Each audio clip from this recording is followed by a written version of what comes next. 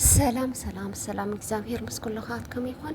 ሰላም ሰላም ሰላም እግዚአብሔር ከሁላችሁም ጋር ይሁን። ቤተሰብ ያልሆናችሁ በላይክ እና በሰብስክራይብ ግቡ።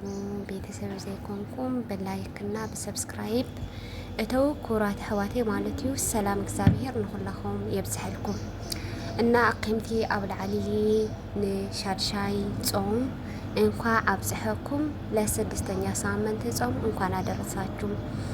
ስድስተኛ ሳምንት ጾም ገብርኄ ተብሎ ይጠራል።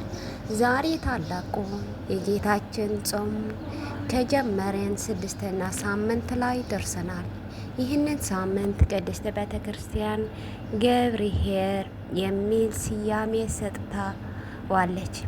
ገብርኄ በጎ አገልጋይ ማለት ሲሆን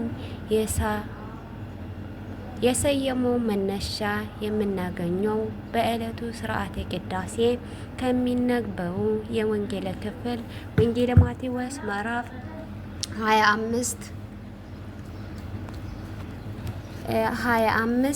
ከ14 እስከ 30 ነው። ጌታችን መድኃኒታችን ኢየሱስ ክርስቶስ በምሳሌ መስሎ ካስተማራቸው ትምህርቶች አንድ የሆነ ይሄ ዛሬ ወንጌል አስተማሪ የሆነ መሰረታዊ ጉዳዮች በውስጥ ይይዛል። በተለይ ምን እንኳን የቤተ ክርስቲያን ኃላፊነት የእገሌ ተብሎ ባይወሰንም ቅሉ ቤተ ክርስቲያን ባሉ የአገልግሎት መዋቅር መሰረት የኃላፊነቱን ቦታ ይዘው ለሚያገለግሉ ሰዎች አትኩሮ ሊሰጡባቸው የሚገኙባቸው ነጥቦች ይጠቀማሉ። ይህንን ለማየት ያመቸው ዘንድ ከታሪኩ የመጀመሪያ ክፍል በመነሳት ዋና ዋና የሆነ ሀሳቦች በአትኩሮ መመርመር ጠቃሚ ነው። በምሳሌያዊ ታሪክ በመጀመሪያ ላይ የሚገኙ አንድ መንገድ ሊጀምር ያሰበ ሰው ከመሄዱ በፊት አገልጋዮቹን ጠርቶ ለእያንዳንዳቸው እንደ ችሎታቸው መጠን ለአንዱ 5 ለአንዱ 2 እንዲሁም ለሌላኛው 1 መክሊት ነግደው ያተረፈበት ዘንድ እንሰጣቸው ነው። ገና ከታሪኩ መጀመሪያ እንደምንረዳውን የአገልጋያቸው ጌታ ምን እንኳን እርሱ ለመንገድ ቢዘጋጅም ሀብቱ ግን በተዘጋ ቤት ውስጥ ተቆፈረበት፣ እንዲቀመጥ አልፈለገም። በዚህም አገልጋዮች ጠርቶ ገንዘቡ በአደራ ተቀበሉ እንዲያተርፍበት ማዘዙና እንደ ማስረጃም ሊናቀርብ እንችላለን።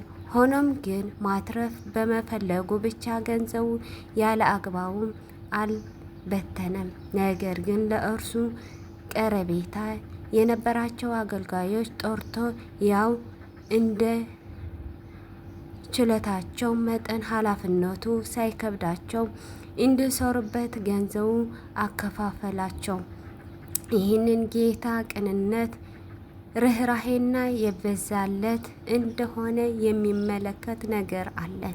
ይከውንም ለአገልጋዮች ኃላፊነት ቢሰጥም እንኳን ከነእርሱ ጋር በነበረው ቀረቤታ ማንም መስራት ይችላል የሚለው ከግምት ውስጥ በማስገባት ለእያንዳንዳቸው ኃላፊነት የመሸከም አቅማቸው 5 2 1 እያደረገ መስጠቱ ነው።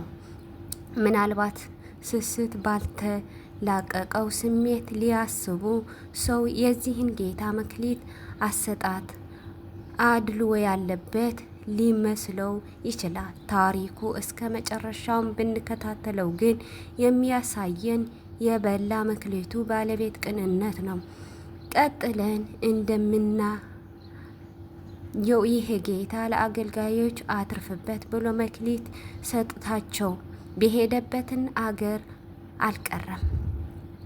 ይልቁም እያንዳንዱ በተሰጣቸው መክሊት ምን እንደሰሩበት ሊቆጣጠራቸውን እንደመጣ እናነባለን። ስለዚህን አገልጋዮች በሰጣቸው መክሊት ምን እንደሰሩ እንደሚጠይቃቸው እያወቀ ከአቅማቸውን በላይ የሆነ መክሊት በመስጠት ምን ሰርተው የተሰጣቸው መክሊት ያህል ማትረፍ እንደሚችሉ በማሰብ እንዲጨነቁ አልፈለገም።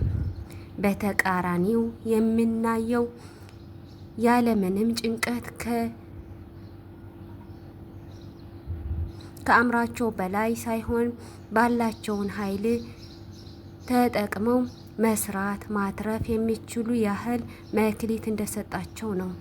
ከብዙ ጊዜ በኋላ የእነዚህ አገልጋዮች ጌታ በሰጣቸው መክሊት ምን እንደሰሩ ሊቆጣጠራቸው ሲመጣ 5 መክሊት ተቀብሎ የነበረው ሌላ 5 እንዲህ ሁሉም 2 መክሊት ተቀብለው የነበሩ ሌላ 2 መክሊት አትርፎ ጌታችን ፊት እንደ ቆሙያ ጌታህን በዚህን አገልጋዮች ታማኝነት ተደስቶ ወደ ደስታውን እንዳስገባቸው እናያለን። በተቃራኒ ደግሞ ያን መክሊት ተቀብለው የነበሩ ቀፍሮ ያተረፉበት ዘንድ የሰጣቸው መክሊት እንደቀበረ ከዚህም አልፎ ምን አደረግበት ተብሎ ሲጠየቅ የአመፅ ንግግር እንደተናገረ በዚህ ከፊት ያዘነው ጌታ ያን ክፉ አገልጋይ እንዲቀጣ እንዳደረገው እናነባለን። ለዚህም ክፍል ከተጠቀን ሰውን ታሪክ 3 አካላት ማለት የመክሊት ሰጪ ጌታ፣ በጎ የተባለው አገልጋይ እና ሰነፍ የተባለው አገልጋይ ሳምንት ወይም ደግሞ ሰሙን እንኳ አብጽሐናን በተናጠል እንመለከታለን። የአገልጋዮች ጌታ ይህንን ሰው ለገንዘብ ጥንቃቄ ከመሆኑ ባሻገር በአገልጋዮች ላይ ሙሉ ስልጠና እንዳለው እናያለን። በክፉ አገልጋይ ላይ ባለመታዘዙ ምክንያት የፈረደበትን ፍርድ ለቅሶ ጥርስ ማፍጨት ወዳለበት በውጪ ወደ ጨለማ አውጦ ስንመለከት የሚያሳየን የአገልጋዮት ጌታ ታላቅ ስልጣን ነው። ምን እንኳን ስልጣኑ ጽኑ ቢሆንም ይህ ጌታ ፍርዱ ግን በእውነት ላይ የተመረኮዘ መሆኑ ደግሞ በደካሞች ታግዘው በተሰጣቸው መክሊት ላተርፍ በጎ አገልጋዮች የሰጣቸው ፍጹም ደስታ መጥቀስ ይቻላል።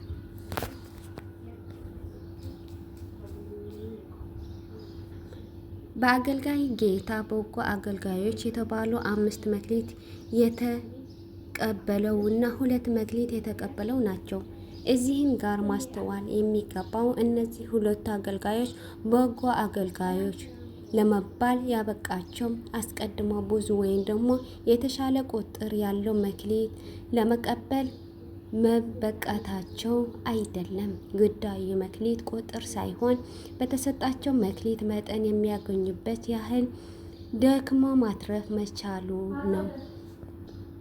ወይም ባለ አንድ መክሊት አገልጋይ ከሁሉ ያስነሳው ከአንድ በላይ መክሊት መቀበል የሚቻል መሆን ሳይሆን በዚህም በአንድ መክሊት እንኳን መስራት አለመቻሉ ነው። ክፍል ሰነፍ አገልጋይ ይህንን ሰው የተጠቀሱ 3 መሰረታዊ ችግሮች አሉበት። የአገልጋዮች ጌታ ወደ መንገድ ሊሄድ በተዘጋጀበት ወቅት አገልጋዮች ጠርቶ ለእያንዳንዳቸው እንደ ችሎታቸው ገንዘብ ሲሰጣቸው አትርፈው እንዲቆዩ ነው። ከበላይ እንደተነጋገረው እንደ አቅማቸው መስጠቱ አቅማቸው የሚፈቅደው በምድር ውስጥ ቀብሮ ሲል መመለስ። ይሄ ንግግር ከአመፅ ንግግር በተጨማሪ ውሸት አለበት። ምክንያቱ እርሱ እንዳለው ጌታ ካልዘራበት የሚያጭድ ካልበተነበት የሚሰበስብ ጨካን ሰው ቢሆን ኑሮ ያደረግን የነበረው ምን መክሊት ሳይሰጠው ከነትርፊ 2 መክሊቶች ይጠይቀው ነበር። ነገር ግን ተጽፎ የምናነበው ትርፊ ከመጠየቅን በፊት 1 መክሊት ሰጥቶ እንደነበረ ነው። ይሄ ማለት ደግሞ አስቀድሞ ገንዘብ ሰርቶ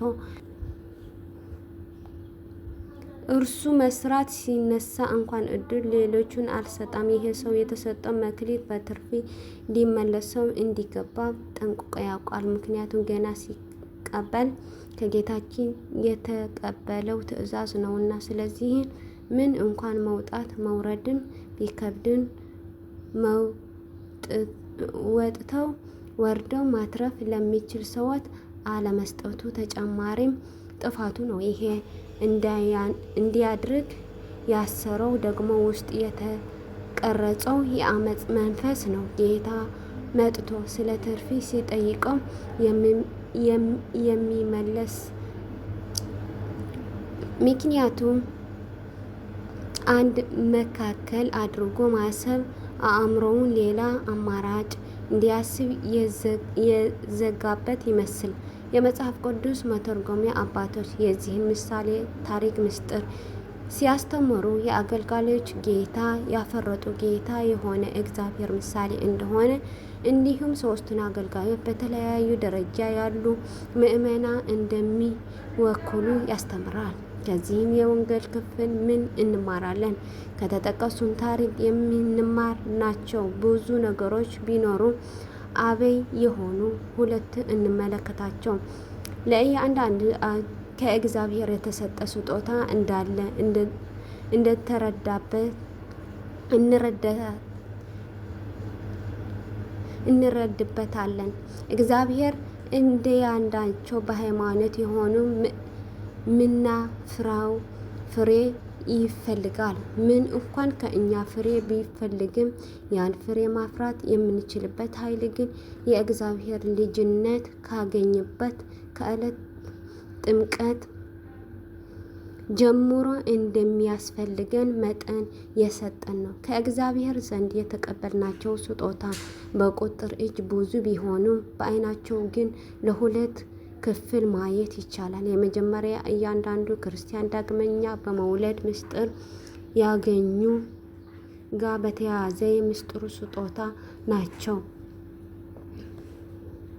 ዮሐንስ 3 ቁጥር 3 ሁለተኛ ዓይን ደግሞ አንድ የእግዚአብሔር ፍቃድ እንደ ሰውየው አቅም ለተለያዩ መንፈስ አገልጋዮች የሚያስፈጽም ይሆኑ ዘንድ በእግዚአብሔር የሚሰጡ ስጦታ ናቸው። ለምሳሌ ትንቢተ መናገር፣ በተለያዩ ልሳን መናገር፣ አጋንንት ማስወጣት የመሳሰሉ ከዚህም አይነት ስጦታ የሚመደብ ናቸው። አንደኛ ቆሮንቶስ 12 ቁጥር 4 መጀመሪያ ይሁን በሁለተኛው አይነት ስጦታ ተቀበላቸው ዘንድ ግን ብዙ የሚያሳዩ ችግሮች አሉ። በዳግመኛ መውለድ ምስጢር ሴት በ40 እና ወንድ ደግሞ ሴት በ80 ወንድ ደግሞ በ40 ቀን ጥምቀት ስላገኘው ልጅነት ጸጋ ጊዜ ስጦታ የሚያስበክ ነው። አሚን። ስለነበረ ቃል እግዚአብሔር የተመሰገነ ይሁን። ስብሐት ለአብ ስብሐት ለወልድ ስብሐት ለመንፈስ ቅዱስ ይሁን። አሜን።